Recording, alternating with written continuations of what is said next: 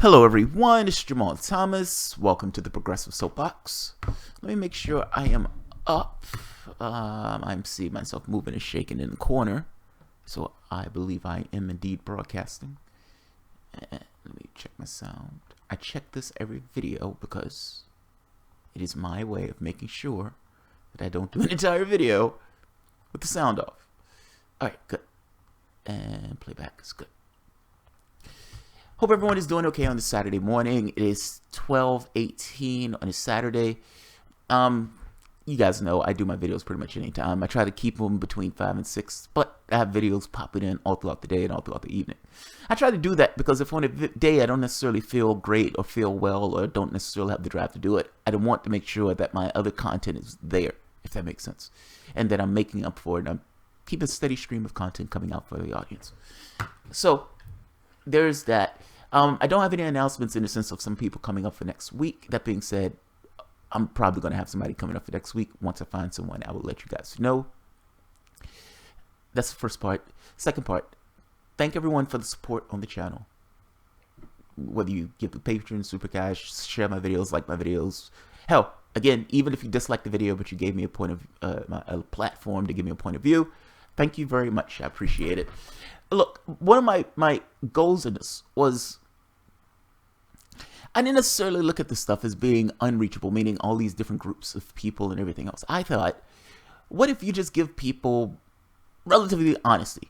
Like, you look at the world and you try to say, this is the way I see the world. This is events. This is the world. And would people respond to that? Meaning, are people unreachable? Have people got into their enclave so much that they're unreachable?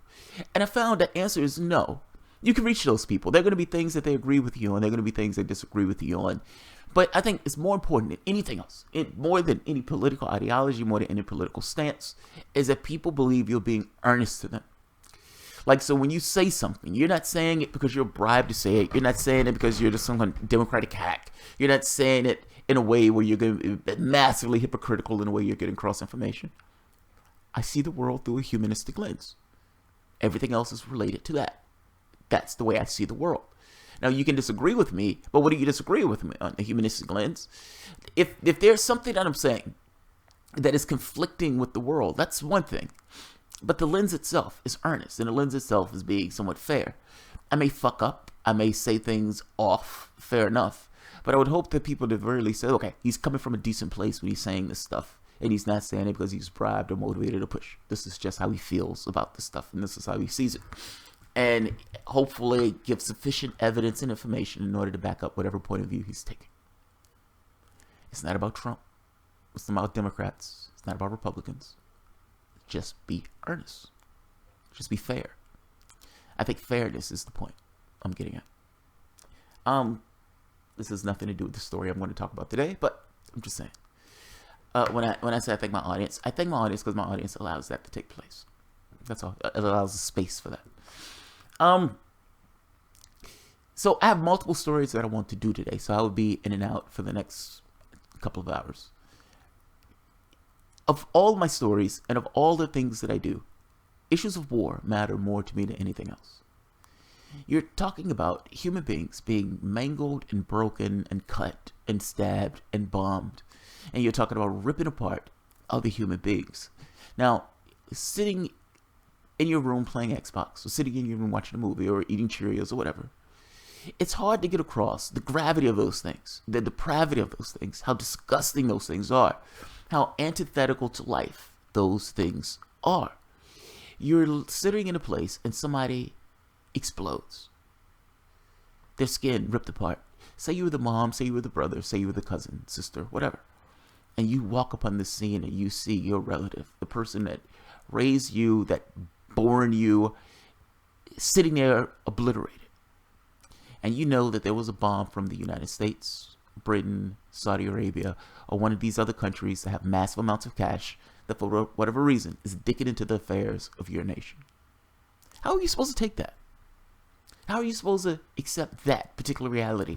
And what do you, as a person who's just lost your mother, sister, cousin, brother, uncle, or wife, what do you do with that? How do you live with that? What anger do you have associated with that? And who do you put that anger on? And at that point, are you really a terrorist or are you a freedom fighter? What are you at that point? I'm making this point that issues of war matter. We play our video games bombing shit, never necessarily taking into actual consequences of those actual bombs.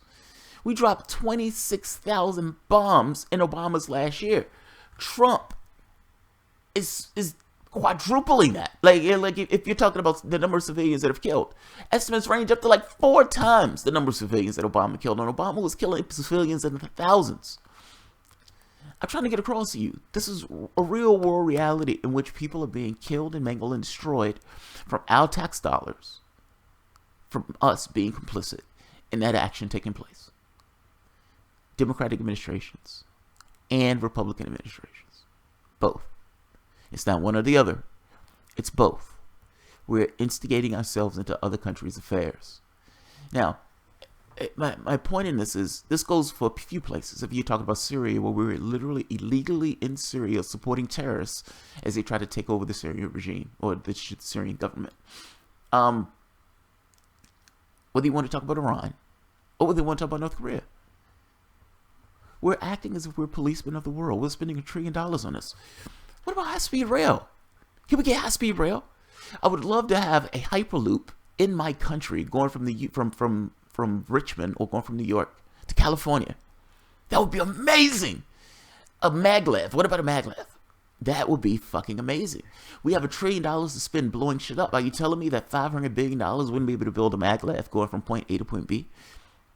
I'm making this point that you could have development and you could spend that money on things that actually lends credence to having the shining city on the hill or having the best country on earth and all those things.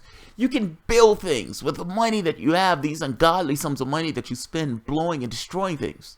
You could actually use the money to build. You could actually put Americans to work with that cash. There are other ways to spend that money. That's my point. But no, we spend it blowing shit up. Whether you're a Trump supporter, whether you're on the left, whether you're on the right, come on. Certainly you understand that there are better ways to spend $500 billion than blowing shit up. You could actually build things in your society, in your country, that makes this country a better place. What about green energy? If you don't like green energy from the environmental standpoint, fair enough. If you believe that global warming is full of it, fair enough. Fair enough. But can't we just agree that, hey, it is fucking awesome to have these solar power jobs all throughout the country and it's a cleaner environment? You may not give a shit about global warming. Please tell me you give a shit about having clean water to drink or clean air to breathe. I make it this point that some of these things are win-wins. Like the money that can be spent, some of these things are win-wins. They go beyond your political ideology and just to, hey, here's a better world. Here's a better environment. Here's a better space for us to exist and bump around into. We can have these policy debates on shit that we disagree on, but tell me we agree on these basic things. Yes, I like clean air to breathe. And yes, I think it's fucking awesome that we can create all these jobs in clean energy. How many people can we put to work in that?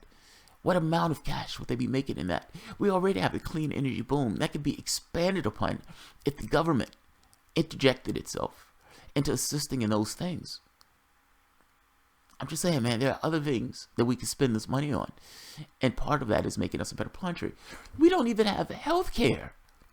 Understand what I'm saying? Like, comparing the United States to Western countries is abysmal. If I lived in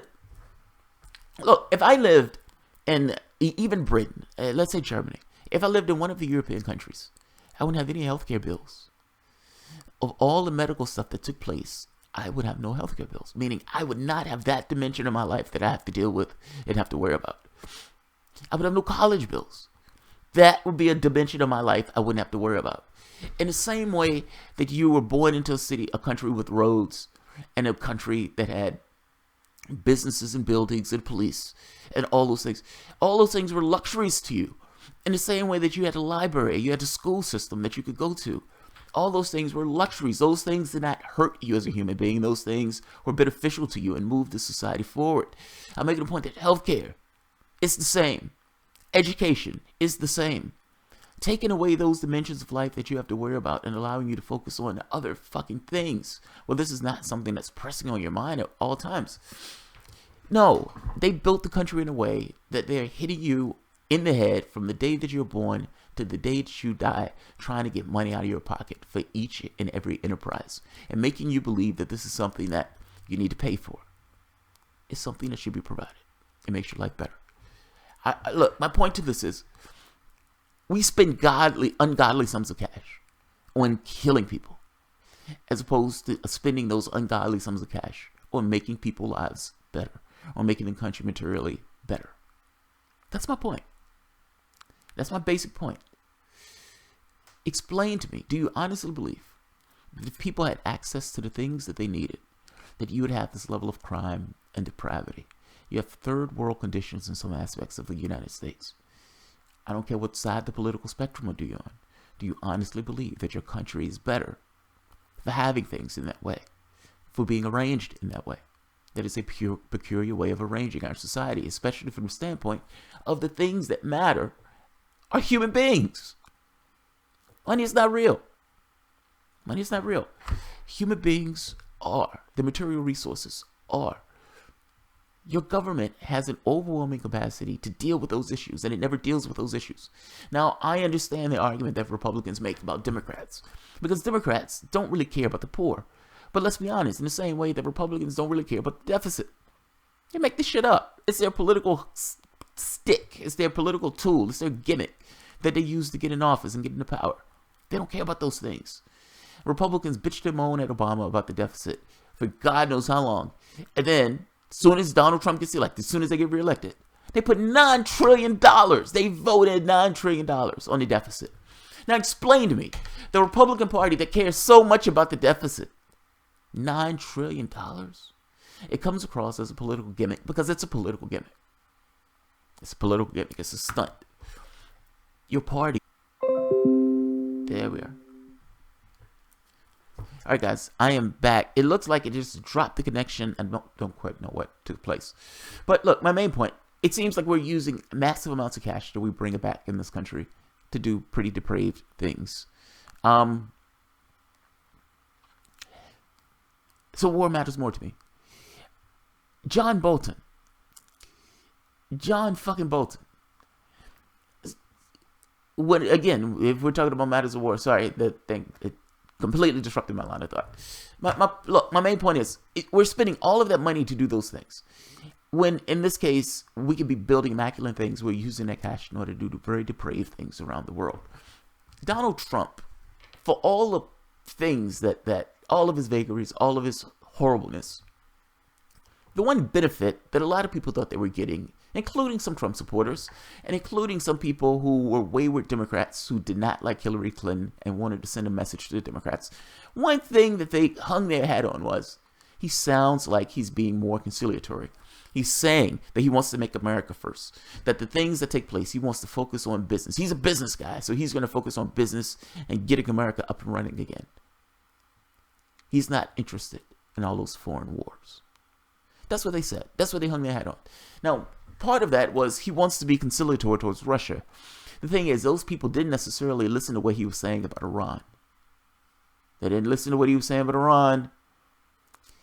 And the moment that Trump got elected, one person after the next that he put into his policy platform, soldiers, military, spooks. This was not indicative of somebody who wanted to be conciliatory around the world. This is somebody who's going to be somewhat of a hawk. He was going to be somewhat of a neocon. Not to mention he has zero experience in military affairs, meaning he is more inclined to be influenced by the people who are around him, not him being this boss and businessman and everything else. People mistaken a reality show host for an actual person. The role that he plays on TV is not indicative of the actual role of Donald Trump. The man comes across as if he's incompetent. How do you think he's going to interact with these military guys? And these guys have been doing this for 20, 30 years. And they're telling him, this is what you need to do. This is what you must do. You must do this. If you don't do this, people are going to die. If you don't do this, they're going to bomb us. If you don't do this, the terrorists will win. You honestly believe Donald Trump has the Constitution to tell those people no? Donald Trump just hired John Bolton to be one of his senior advisors. John Bolton is a fucking maniac. Katie Johnston has written an article And I'm going to use her article because she uses right reference material. So she put it all in one place. John Bolton is a maniac. All of those Trump supporters who said to themselves, well, at the very least, he's not going to start a nuclear war. He's not going to start a third world war. That last reason has just fallen. That last reason has just fallen away. Look, fact is, I've said it earlier, when Donald Trump was selecting the people, before he even picked all of his advisors, people are policy. Meaning the people that he's putting in those slots is his policy. Do you honestly believe that he's going to put somebody in that slot and then he's going to be a dove? Why is he putting somebody in that slot that's a fucking neocon? If he's going to be a dove, why does he want that aggravation? No, people put people in their slots that's going to be indicative of their military stance and their policy. He wants to hear people talk to him within the confines of, you're representing my interests, you know more about this than I do, and you're representing my interests. Now, because I believe that you have a workable point of view that's similar to my workable point of view, explain to me what I need to know about the situation. People are policy. If he's putting John Bolton in that slot, that is an indication of what is going to take place in military policy. One of my subscribers sent me a video of John Bolton talking to Tucker Carlson. I'm going to show this video. They're probably going to demonetize it, and they may even pull a copyright strike. I don't think they are, but maybe. I'm going to show this video anyway, because I think it's interesting. Listen to the conversation he has with Tucker Carlson. And after this, I'm going to review Katie Johnston's article, because she hits upon this thing extremely well, making this point that all of those Trump supporters who were voting for Trump because they thought he was going to be this peacenik, well, that flag or that plank has fallen away.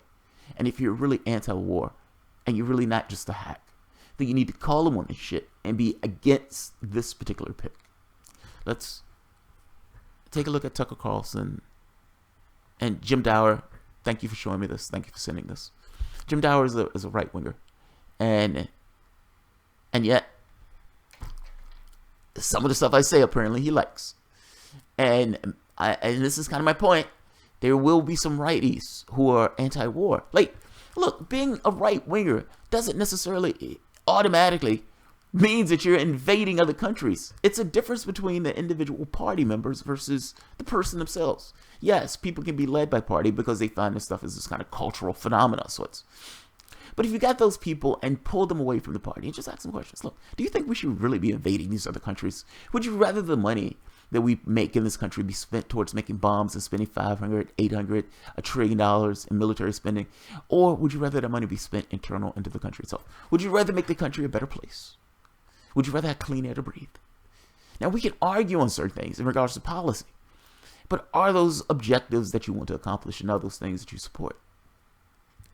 It doesn't mean automatically that you're a fucking maniac and you want to go knocking one country after the next. Just keep in mind, Democrats also are the same way, meaning the party itself is militaristic also. There are certain incentives that are built into parties being militaristic, by the way. So this is not necessarily purely the individual thing. Ultimately, you get points for strength. You don't necessarily get points for weakness. And if you do something that the public itself considers to be weak, even if it's absolutely rational, you're going to get blamed. You don't get blamed for taking strong action. You will get blamed for taking action that the public considers to be weak. So the incentive is to be more so strong. How can I be strong? I can be strong by blowing shit up, by invading shit. Now they take this further though, because this goes beyond just them wanting to appear strong. Obama was toppling governments. Some of this has to do with this massive fucking ego of we can do X or we can do Y and we're a unipolar power and this is global politics and we need to get one advantage after the next. We need to squeeze Russia. We need to attack China economically. This is a mindset. This is a workable point of view. But from the public standpoint, there is an incentive in trying to look strong, meaning it allows that workable point of view to act in the way that it does using this kind of fig leaf of, well, I need to appear strong because the public needs me to appear strong. It depends on what your goals are. If your goals is not to do that, not to spend money in that way, not to necessarily be sure for the world, not to be toppling democracies, or not to be toppling representative governments, or even authoritarian regimes, not to be toppling those things, not to be interacting in world affairs, then your goal would not be to support the two-party system, where that is essentially ideology at this point. America is a unipolar power. We can do whatever we want. That is going to get us into a war. John Bolton in the slot. I'm just saying, it's not a good pick if you're talking about humanitarian concerns. So let's take a look at Tucker Carlson. And he is having a conversation with John Bolton. We've come to a weird place. We've come to a bizarre place. I can't believe this. I am doing another video on Tucker Carlson. Let's take a listen to him. I haven't heard the entirety of this video. I heard part of it. I like to hear my videos with my audience. I've heard part of it. And the part of it is he's bringing on John Bolton. He's having a conversation with John Bolton about just getting this post. So let's hear Tucker talking to a maniac. Reports, a lot of them suggest he could be the next national security advisor. So the following question is more relevant than ever. What does Ambassador Bolton think is the greatest threat to America today? Ambassador Bolton joins us tonight. Great to see you, Ambassador. Glad to be here. So it feels like we're moving kind of in slow motion toward a conflict with Iran and Russia in Syria. Do you think we are? Well, I think that's one possibility. I think the Iranians have clearly gamed what they plan to do after the defeat of the ISIS territorial caliphate. Yes. I think they were thinking of it when our strategists were not thinking of it, and we're now suffering the consequences with Iran literally on Israel's border, flying drones into Israeli airspace. I don't think that's the really most dangerous aspect of the Middle East. You know, interesting to note here. He's like, yeah, our military strategists weren't thinking about that stuff. I mean, ISIS, yeah, Iran has prospered greatly because of this. Now, these guys always find threats. They can find threats anywhere. It doesn't really matter what it is. That fucking teddy bear looked at me in a particular way. I'm gonna cut his head off. Doesn't matter what it is. They're maniacs. Fascinating here is an admission that he was wrong. Don't understand what I'm saying. There's never been a place that John Bolton didn't want to invade. And in this case, he was one of these people who were on that Iraq train. Yes, Iraq, we need to go into that country. We can take that country over. We'll be worshipped as gods by the Iraqis, these darkies who don't know any better. Like, this insane way of thinking about things as if people were cartoons and two-dimensional characters. John Bolton thought the Iraq thing was perfectly awesome. It was not perfectly awesome. You guys lost magnificently. Meaning, yeah, you won the war, but ultimately you turned that place into a hellscape. If Iran has prospered because of that, that means that you were wrong. Now, yes, you may say, well, we should have taken additional military action here, additional military action there. But you're talking about a military intervention that lasts like 100 years. You're talking about something that us becoming colonizers of a particular area. Now, you didn't necessarily tell the American people that. You didn't sell that to the American people. But that, for all intents and purposes, is what you're saying. If you're trying to say that we weren't strategically planning for this or strategically planning for that. Look, I don't know. Let's be very honest. The creation of ISIS, in many respects, had to do with what we did in Iraq. We blew that country to hell.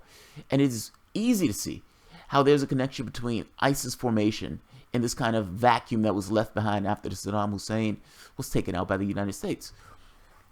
If you believe that Iran has prospered magnificently based upon what took place with ISIS and all the stuff in Iraq and everything else, then you have to admit to some degree that your strategy of blowing Iraq to hell allowed Iran to take place magnificently. Now, I don't even know if what you're saying is true here. I'm just saying based on your own set of logic, or your own logic in the way that you weigh these events, you were part of parcel to the people who wanted to invade Iraq.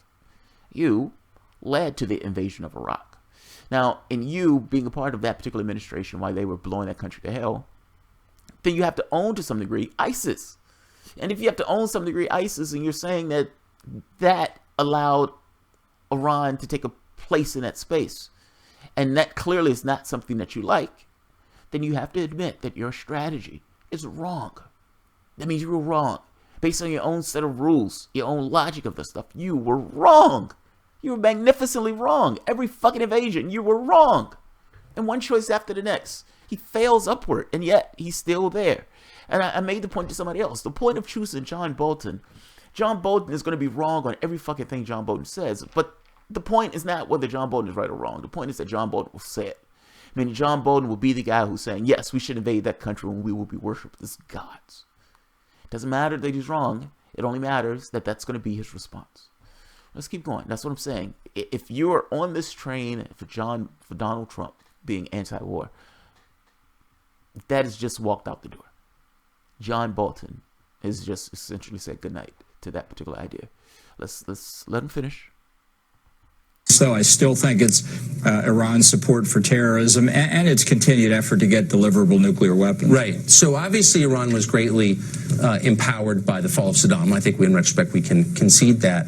There haven't been any Iran-sponsored terror attacks in this country that I'm aware of in the last 25 years. There have, of course, been many, many, many sponsored by Saudi Arabians and the Gulf states and the Sunni Arab world. So why should we see Iran as our primary threat? By the way, Tucker Carlson has done two things there that I like a lot. I can't believe I'm giving Tucker Carlson credit on this. This was amazing.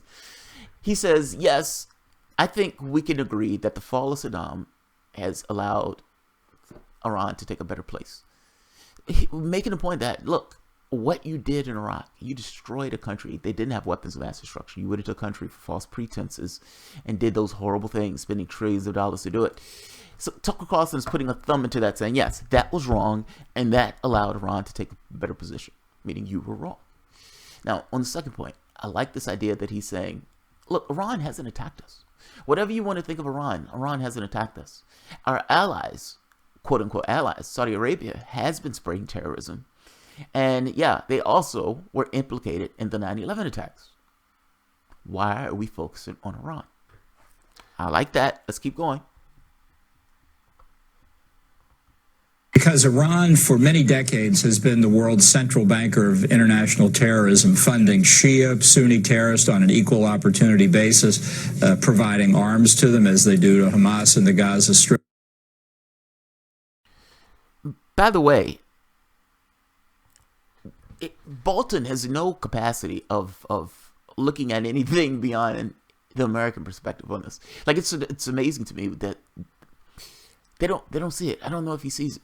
So this thing of a terrorist, there is no such thing as a terrorist. Like, at the end of the day, terrorist is purely just perspective. It's relative to whoever's talking about it. So to the United States government, we don't like that you guys are supporting regimes or countries or governments who we're unfavorable with. So we're going to call you guys supporting terrorists.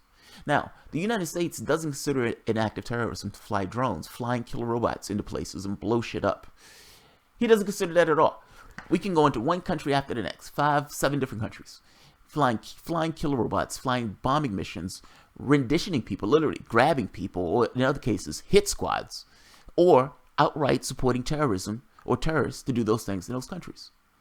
Meaning people essentially to pillage and destroy the governments of those countries. But that's not considered terrorism to John Bolton. That's just military action. That's just acts that we need to do to keep America safe. The hypocrisy of this always amazes me. They hear these guys talking this way. Not to mention Israel, same thing.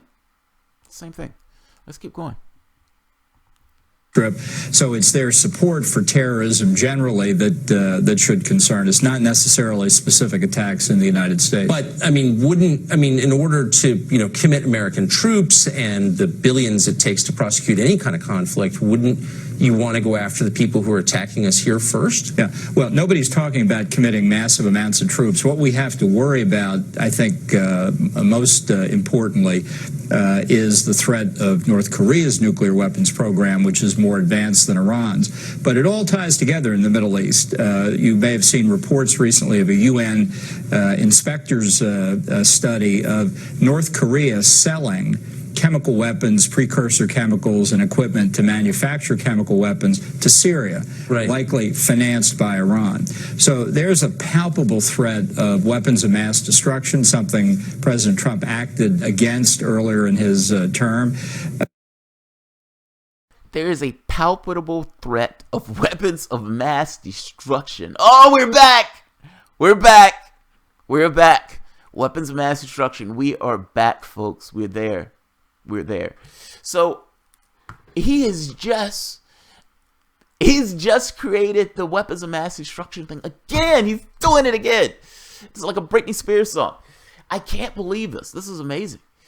he's coming up with a reason and a justification to link all of those countries together again. And I guess this sphincter of evil, or whatever phrase he comes up with it, and use a weapons of mass destruction linked to it again. He's doing it again. Another Republican administration has come up with reasons and justifications for weapons of mass destruction. That's fucking amazing. That's amazing. Here's the news flash. Any attack on North Korea is immediately going to be an attack on Japan and immediately going to be an attack on South Korea. You can't control it. You don't have the power to create shields over those spaces in order to prevent those places from being attacked. And you can't get rid of all of North Korea's weapons. Meaning, one strike is not going to destroy their entirety of their entire country or their capacity to strike back. That's the first point. The second point is, they didn't have weapons of mass destruction the first time. Why would you ever believe this maniac on this nonsense again? Why would you believe him again? This is like Chicken Little screaming that the sky's falling. Again. How many times are these people going to cry wolf and you're going to take these people as being serious? It is serious because this guy does have the capacity to influence the president to blow shit up and go into other countries and kill a lot of people. But understand, that will be, again, our fault. And part of the way that this maniac is going to be allowed to process this stuff or prosper this stuff is because the last president that did it was not convicted of anything. He wasn't even brought up on impeachment charges. Democrats. I mean, understand, you had a president that invaded a country, killed 1 million people. We're still there today. We're still living through the consequences of those decisions. And he's out there painting. And in Britain, I don't know what the fuck Tony Blair is doing, but he should be in a prison. All of these guys should have been brought before the Hague and hung by their throats. And yet and still, George Bush can be out there finger painting. Tony Blair can be whatever the hell Tony Blair is doing. And they're perfectly okay within civil society. They cause a lot of chaos and damage. And this maniac from that administration, where no charges were brought, even when they were torturing being against our laws and international laws, this maniac is now back screaming about weapons of mass destruction again. Let's let him keep going. That the North Koreans have brought into the Middle East with Iran's participation. I believe that they're all bad places. Though in 2015, you wrote a piece for the New York Times saying we ought to bomb Iran in order to stop their weapons program. That's not quite what I said. That's what the New York Times headlines said. Right. Well, that's how I read it anyway. I mean, and as you know, they write the headlines and the op-ed writer. Right. But I don't think that's the only time you call for armed conflict with Iran. But if we had done that then, where do you think we'd be now? Well, I think Israel could have done it 15 years before, and we'd be in a much better place, as Israel itself and the United States are in a better place today for Israel having bombed Saddam Hussein's nuclear reactor in 1981, and for Israel having bombed the reactor that North Korea was building in Syria in September of 2007. It's important to note, I love Tucker Carlson here, man. God damn it, I am, at least on this specific interview, I am becoming somewhat of a Tucker Carlson fanboy. Yes, he's going to say something, I'm going to be like, yeah, there we go. We've just lost faith again. I like what he's asking him, though. He's being fair. He's like, look, you wanted to bomb Iran. Well, I mean, that's not really what... Well, I read the article. I mean, that's exactly what... that's the way I took it. You wanted to bomb Iran. What do you think we'd be right now if we bombed Iran? And then you start looking at... Because Tucker Carlson is making... He's making the comparison to say, how did it turn out in Iraq? And if you would have bombed Iran, why do you believe that would have been somehow different? You were wrong, magnificently wrong, on the first point. Why do you think you're going to be right on the second point? I love this. Now, what's important here is Israel, in this capacity that Bolton is talking about, is an arm of the United States military policy in the Middle East. So we don't have to get involved. We can get Israel involved in this, and Israel takes the heat for some of this. What's wild about this is we give them billions of dollars. And yes, that billions of dollars does create these kind of alliances between these two nations. And yes, at times where the United States wants to affect something in that particular part of the world, they use Israel. Now, the catch for this is, he's like, Israel could have bombed those other countries. And he's acting as if bombing another country is just, Israel could have bombed Iran. They could have destroyed that government. This guy is in office now. Like, this guy is literally talking to the president of the United States. And he's making a case on why some other country could have changed the regime or changed the government of another country The only reason, honestly, the only reason that the United States does not like Iran is because the United States overthrew Iran when Iran wanted a little bit more money for its own oil. Now, when the CIA worked with British government in order to topple that government and put in their own brutal dictator, Iran overthrew that government. And overthrowing that government, they installed their own Shah. Now, yes, it's a religious leader for that country. I was going to say a religious maniac. Those things are perspectives, of course. But whatever. There's a religious leader, a theocrat, running that country. But understand, it didn't start off that way. They had a secular government. They had an actual government in that country that we completely destroyed just because that country wanted more of a share of the revenue of that country that it was generating for itself. I'm making this point that the only hard-on, and the only reason they have a hard-on for Iran is because Iran threw off this kind of American hegemony in their country. We installed a fucking dictator. Like, understand what I'm talking about. Like, can you imagine that shit? Like, you're living in a country and you find out that another country was instrumental in destroying the government of your country and putting in a repression regime. And we look at this like, so casual. How is that casual? How is that casual? I don't understand how this casual. When I say this man is a maniac, I don't say that from the standpoint of hyperbole. I say it because from my view of the world, he is a fucking maniac. He's openly, with casual ease, discussing about destroying other people's lives. Just keep listening to it. I may have to do the Katie Johnston article in another video because this one is going long. I do want to show this because I love this because it allows him. Look, I want you to see him the way I see him. And I love the way Tucker Carlson is asking this because these would be the same questions I would ask. Let's keep going. So you've called for regime change in Iraq, Libya, Iran, and Syria. In the first two countries, we've had regime change, and obviously it's been, I'd say, a disaster. I think we agree. No, I don't agree with that. And let me. You don't think it's been a disaster? No, because to argue that, you have to argue. Let's just take Iraq to begin with.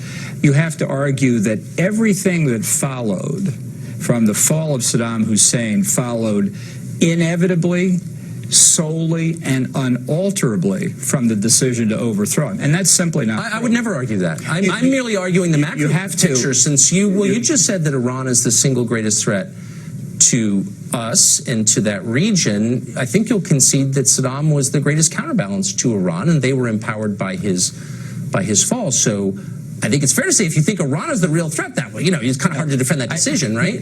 No, because I think your analysis is simple-minded, frankly. Okay. The Iranian threat, which stems from the revolution of 1979, was underway quite apart from what Saddam Hussein was doing. The Iranians have been trying to get nuclear weapons for 25 years. So you don't think the fall of Saddam made Iran stronger? I think it made the fall of Saddam, did not make Iran stronger. What made Iran stronger ultimately was the withdrawal of American forces in 2011. So if you, I'm He said, I think your analysis is simple-minded. No, sir. I think you're a fucking idiot. It's not simple-minded. Tucker Carlson is actually a straight point. You would have to assume that, look, in his analysis, he's, and I understand what he's saying. He's making a distinction between those things. He's saying, look, us destroying and blowing that to hell, it did not necessarily have to turn out the way it turned out. Look, I don't know the fantasy world you're living in. I hate when they make these, it could have turned out in a different way, but it didn't. It didn't turn out in a different way. Nobody was going to put in for this thing of trillions and trillions and trillions and trillions of dollars to have American power stay and occupy another territory indefinitely. Who wants that?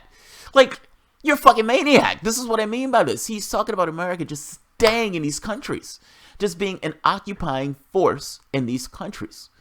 Yes, if America was an occupying force in these countries and we became this kind of overt empire in this way, how much money are you willing to invest in this? How much money are you willing to invest in what John Bolton wants for the Middle East? This should be terrifying to you. He is literally talking about toppling one government after the next. And he's defending the Iraq decision, but defending it in a way of saying it could have turned out differently. They're selling open air. They have open air slave markets in Libya right now. We destroyed that government, obliterated that government. Now, John Bolton's assessment would be, well, it could have turned out differently if we would have just put in American troops and we'd have had all these American forces in Libya, it could have turned out differently. And if we would have kept American forces in Iraq, that could have turned out differently. And if we would have just put American forces in Syria and just put American forces in... Fact is, Tucker Carlson is absolutely right. You're playing this 20-dimensional chess, trying to say that if we do this, and then we do this, and then we do this, and you're making move after counter move after counter move after counter move, and use the United States military. You don't know all of the repercussions of the decisions that you're taking in those countries. You don't know the blowback you're going to get. You don't know if some of these organizations are going to be able to create some kind of counter-insurgency that not just attacks those countries, but also attacks us. You don't know. You don't know. You have no idea. If you're playing a game of chess, there are going to be certain things that you just don't see. And chess is infinitely more simplistic than the reality that you're talking about. Tucker Carlson is right. Don't break it. You don't have to deal with it. Part of my reasoning and part of the logic that I use for not liking genetically modified foods is not because I can point my finger and say, yes, these things are absolutely horrible and everything else. It's that they're unnecessary. They're doing it purely for profit. That thing that's coming out of the ground that's not genetically modified, I don't have to worry about the 30-dimensional chess of move and counter, move and counter, move and counter move. If you leave Saddam to his devices, then you left that particular area intact. We don't devote $5 trillion. We don't have to devote 4,000 lives in the United States military. We don't have to devote all these British lives and all these other countries' lives. We don't have to devote those things. We can attend to our own affairs, and we don't have to deal with this foreign policy shit in this way. Tucker Carlson's analysis was right. Your analysis is simplistic and fundamentally wrong on all accounts. Everything that you've wanted to do in this regards to military is wrong. Saying that it could have been different is fantasy thinking. All sorts of shit could have been different. Let's keep going. Bernie Sanders could have been president. Yes, all things can be different. I'm not saying you're the only person who thinks that. You're the only person I've met who thinks that. What would you say if you could sum up the one lesson from what has happened in Iraq? What would it be? Well, I think the overthrow of Saddam Hussein, that military action, was a resounding success. I think the mistakes that were made subsequently, setting up the Coalition Provisional Authority and others that followed from it, are lessons about what to do after a regime is overthrown.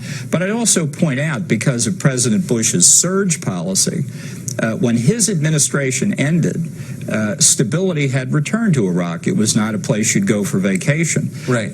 But he turned it over to Barack Obama, and it fell apart subsequently. And the point I think you need to understand is that life is complicated in the Middle East. And when you say, well, the overthrow of Saddam Hussein was a mistake, is simplistic. I would argue that I'm the one who understands how complicated it is, but just my view. It's your long experience in foreign policy. No. Better record than yours, I would say. But thank you, Ambassador. Good to see you.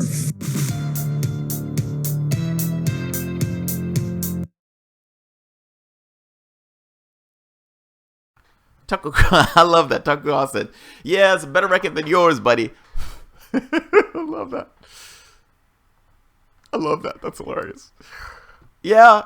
I have no complaints about that. Tucker Carlson eviscerated him on this. And he's like, your foreign policy is simplistic, and I have all this foreign policy experience. You were wrong. You were wrong. Everything that you forecasted was wrong. In one instant after the next, you were fundamentally and completely wrong. Using this fig leaf of, it could have been different. It could have been different. All things could have been different. Hillary Clinton could have been purple-walked. It could have been different. Mitt Romney could have won that election. Bernie Sanders could be president of the United States right now. It could have been different. All things could have been different. All we have is what we have. Meaning any decision that you take has to take into account the human element in the decision itself. Barack Obama coming in and not necessarily following up the exact same policy as Bush's, I would even disagree with that, but not doing the exact same thing as Bush on this front should have been considered in your policy decisions. You weren't going to be in government in perpetuity. You can't say that those things aren't included. I'm making this point that what we have is what we have. Any analysis that you took into account had to take into account the events that took place, not necessarily this fantasy thinking in your head. The way Iraq turned out is the way Iraq turned out. It is what it is. It's somewhat sacrosanct. There is no fantasy world that you're talking about. You've been wrong in everything. You failed magnificently in one case after the next. You're a fucking maniac. Yes, Tucker Carlson is right. This maniac wants to hit Iran. This maniac wants to hit North Korea. And now he's talking about weapons of mass destruction again. He's talking about him again. And this is a person that Donald Trump added to his administration. I'm going to do Katie Johnston's article in a different video because this video went extreme. Well, I'll just do it in this article and I'll cut it into a different video. So Katie Johnston wrote this article saying essentially anti-war Trump voters just officially ran out of reasons to support this president. And she kind of compiles this list of items about John Bolton. And again, she writes fucking awesome. So let's take a look at the article. And I will split this into a different video so this video wouldn't be too ridiculously long, as it already is. Anti-war voters just officially ran out of reasons to support this president. I am pleased to announce that effective 4/9/18, John Bolton will be my new national security advisor.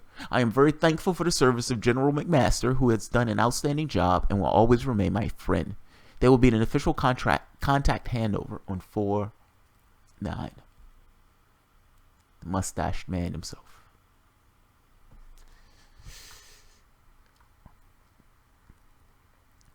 Mere days after promoting Mike, I'm going to make America the CIA more vicious agency, a much more vicious agency, Pompeo, to Hillary Clinton's old job as Secretary of State, President Trump has replaced his national advisor, McMaster, with John Bolton, who Glenn Greenwald just described as an unstable, monstrous, bloodthirsty, and an actual sociopath in the clinical sense of that term. And you just heard him on Tucker Carlson back up the Iraq War, support a war in Iran and North Korea. You've heard him do these things, like literally in his own voice. And he tries to make the argument that there's a distinction between destroying a government and the results of that destroying the government. Saying that destroying this government was the right thing to do, but what took place after could have been different. It always could be different, buddy. All we have is what we have. If your analysis, it's like me playing a game of chess and say, yeah, that game could have been different. Could have been different with what? You had to move. You made your move.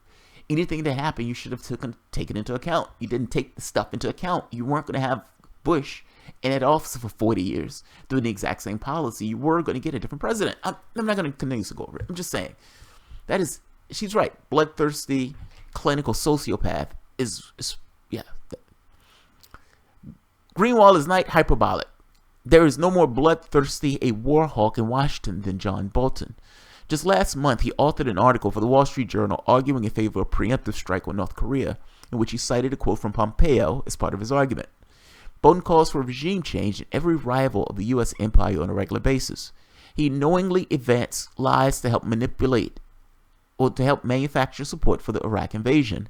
He revised the United States-Russia arms race by leading America's withdrawal from the Anti-Ballistic Missile Treaty in 2002. Advocates more escalation with both China and Russia, has spent his entire career pushing for death and destruction at every opportunity. The latest move makes it abundantly clear that wars are planned and a team is being assembled to help facilitate them. There is only one thing John Bolton knows, and that's killing. He would not be appointed to National Security Advisor, a position which does not require state approval, unless large amounts of killing were planned. This is what John Bolton does. It is what he is for. He is a weapon. God, I love that woman's writing. I love that woman's writing. He is a fucking weapon. And just as a quick aside, there's this thing in my head. I don't know what it is. I don't know if people used to watch Buffy the Vampire Slayer, or Angel. It's Josh Whedon. The universes that Josh Whedon created are somewhat interlinked. And Josh Whedon had this way of naming things in a particular way that I used to absolutely love. Something in my head would sparks would fly off in my head. Like he would say, like Buffy is a slayer. Like that's what she is. That's her thing. That's her given responsibility from the creatures of the universe that controls space, matter, and time. You have to understand that universe that he creates. But in that, she has this cosmic thing of being a slayer. That's what she is. Angel, it was a vampire without a soul. He was the champion. Oh, yeah, he was a champion. From a cosmic sense, a champion. It puts me in the mind of the way she's writing this, saying that John Bolton is a weapon. In the other cases, those were weapons for good. In John Bolton's case, not so much. Max Blumenthal. Bolton told me in our conversation that he hoped to work under a president with no foreign policy experience, someone who could be easily moved.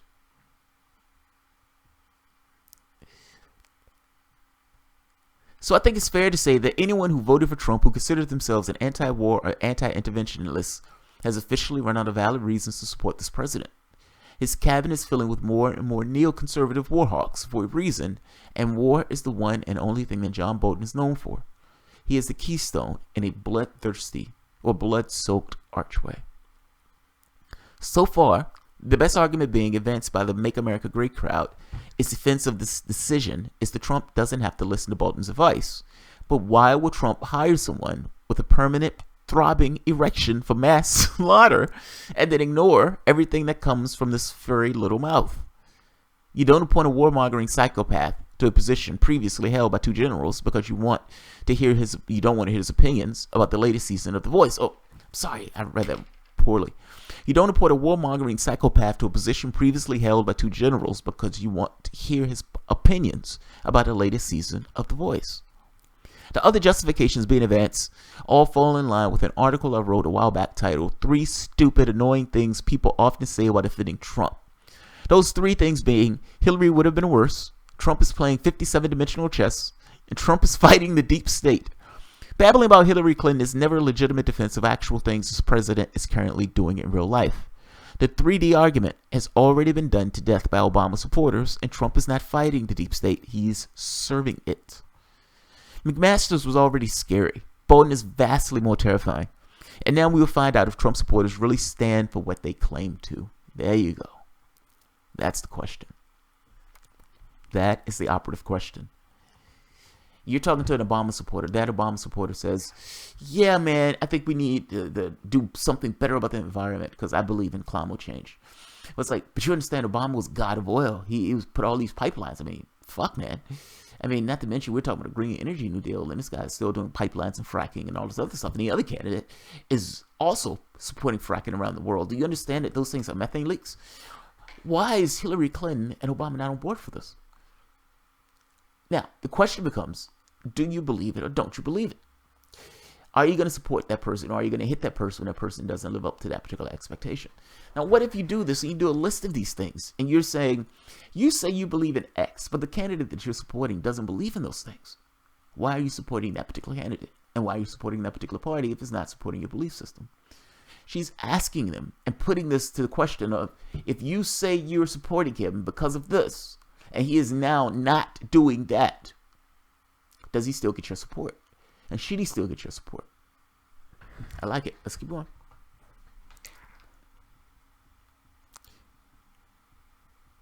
"15 years ago, the Republican Party spearheaded the charge into Iraq. Now, all signs are pointing to being used to lead us into Iran, North Korea, and God knows where else. Do you want the name of your party to be that? My Make America Great friends. I have many followers who voted for Trump. This is not what you voted for. Make your voices heard. Make it known that you do not consent to any military interventionism. Stand against this as you wished Obama supporters would have stood against the president's bloodbaths around the globe. Demand peace from your leaders and be the change you want to see in the world."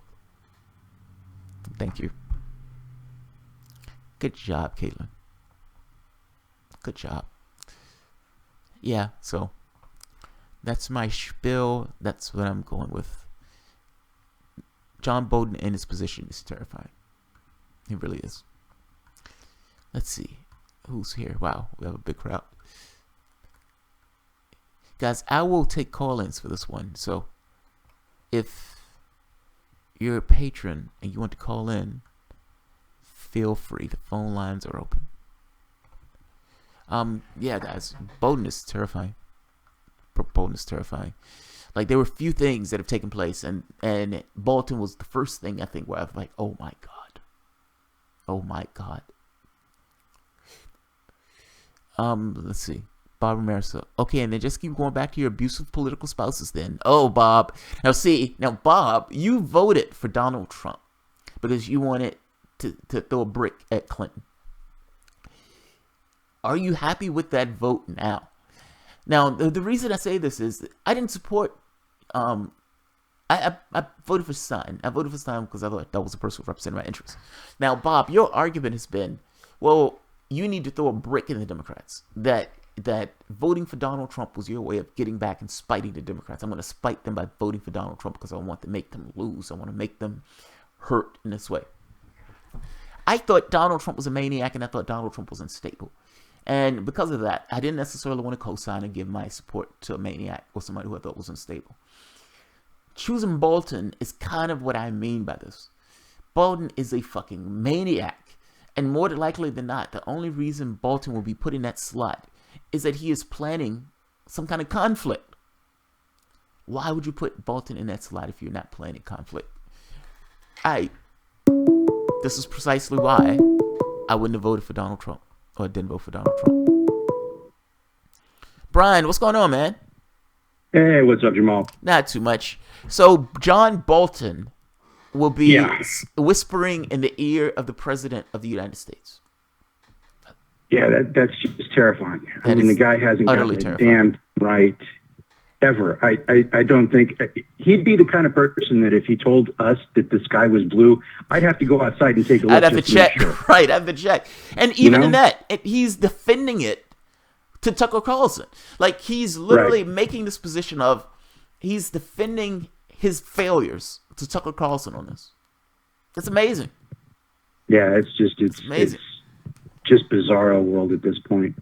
We really are in a quagmire, and the only way out of this at this point is to overthrow the entire damn system. I mean, we can't trust our vote for either party.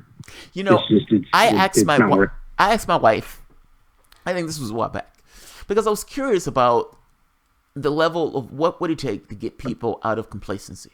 Like, what would be the thing? What's the thing that rattles people? Because the fact is, we're on this kind of weird leash of sorts. And this was something that I didn't quite understand until the time. So I've started doing this channel to the point of trying to make this channel full-time. And in trying to make this channel full-time, I've unassociated my things and only working like taking software contracts and doing that type of stuff, just to make ends meet. There's a certain freedom associated with that you don't necessarily get in another way. Like when you're working at a company, it's like you say, okay, I'm going to work on a totalitarian regime. And in working in this totalitarian regime, I'm going to do everything that they tell me to do. I'm not going to care about social impact. I'm going to do everything they tell me to do. Now, this allows me to get a house, home, wife, a life, etc., etc. But ultimately, you're under somebody else's leash and you're under somebody else's plantation and you're doing exactly what you're told to do. That's different than not having that. Now, the question becomes, are people willing to let that go to protest? And what is the level that will require them to do so? Now, if Donald Trump makes the choice and says, we're going to go into Iran and we're going to go into North Korea. Now, North Korea comes on TV and says, if you attack us, we're going to drop a nuclear bomb on Japan. Now, or at another point, if the United States says it goes into Syria, full on military, and Russia says, if you do this, we will attack you. Now, that literally is a nuclear war at that point. In one case, you're talking about a nuclear conflict, and in another case, you're talking about a nuclear conflict, both of which are spurred on by us and things that the government is doing. Now, this wouldn't have been necessarily safe under Hillary Clinton. It may not. She wouldn't have put in John Bolton, but she could have very well started a nuclear war on her own. So, what? I guess I'm asking, what is that level that gets a person to shake off that and says, you know what, this matters more than me going to work every day or my kid going to school every day? That there are larger issues in the world, and one of the larger issues is not to have a fucking nuclear war. And to get out and make that presence known. What does it take? And would it take something like, we have weapons of mass destruction again, and so we need to bomb these countries that may bring on a nuclear war? Would that be enough to do it? I have to be honest, I don't think so. I don't think so either. I think we're at a really dangerous point in our history. I think so because too. Yes. It really comes down to the choices we make over the next couple of years. If we continue down this path and just trusting our faith in either party, in either establishment party, we're screwed. We are completely screwed. I mean, we can see it now. Yeah. I mean, putting Trump in office was supposed to be basically an FU to the establishment, right? Yeah. Well, how well is that working out? How well is that? I mean, let's look at it and analyze it. How well is that working out? It's not. The wild part about it is they don't like him. Like it's so bizarre. It's Trump is the swamp. I mean, he, for all intents and purposes, for the alligators, you know, you might say he made the swamp worse. He decapitated the process. Like, instead of it's being conduit, so you have like plutocrats who pay politicians, and those politicians do the bidding of the plutocrat. He just put the plutocrat in the offices and slats themselves. Now, I don't know if it's because he's so gross that they hate him, meaning it's like he's a threat to the system because he's so naked in the way that he wills power, in the way that he wills it. But they really dislike him. But he is not some kind of, it's not like they've changed the system on this way, or he's fighting the system. I mean, he is the system itself. Like, it's like he's the worst aspects of the system itself, but he is the system itself. And let's not forget that Trump and Hillary have a history. They're friends. Yeah. I mean, just sit there and think that voting one was going to be a way of chastising the other. You've got to have some screws loose. Yeah. Yeah. I don't. My thing is, you vote for the people who you believe represent your interests. Because I got to be honest, I don't want to vote for Trump in order to spite Hillary, and then you turn around and it's like he does some shit like this and put in John Bolton, and then it's like, oh fuck, I'm on the hook for that. Right. I voted for that. Yeah. Fuck. Yeah. I don't want that associated with my name. I don't want that associated at all. I can defend the position of voting for who represented my interests, because at the very end of the day, I didn't think either of the two parties represented my interests, and I didn't want to be on the hook for either one. Now, yes, as a human being, I'm on the hook because this is technically, we're part of the human race. But from the standpoint of who I'm putting in that office, I do not want my name associated with Trump in the least. No, I don't. This is a horrible pick. Like, and the thing is, when Donald Trump even first took that office, he was still saber-rattling with Iran, even though he looked like he wanted to bring down tensions with Russia. So it's like, what people were saying was, well, yeah, he seems to be more conciliatory on foreign policy. That was only towards Russia. That wasn't towards everybody else. Yeah, man. Thank you for calling in, Brian.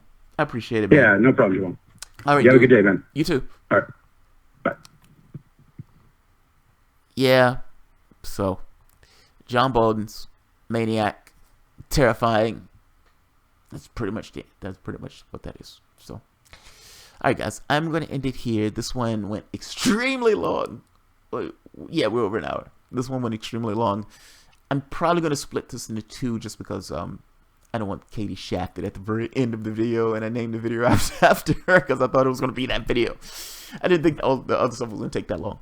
So, I would leave this as one and probably split the other parts into two. So, all right, guys, you have a good day.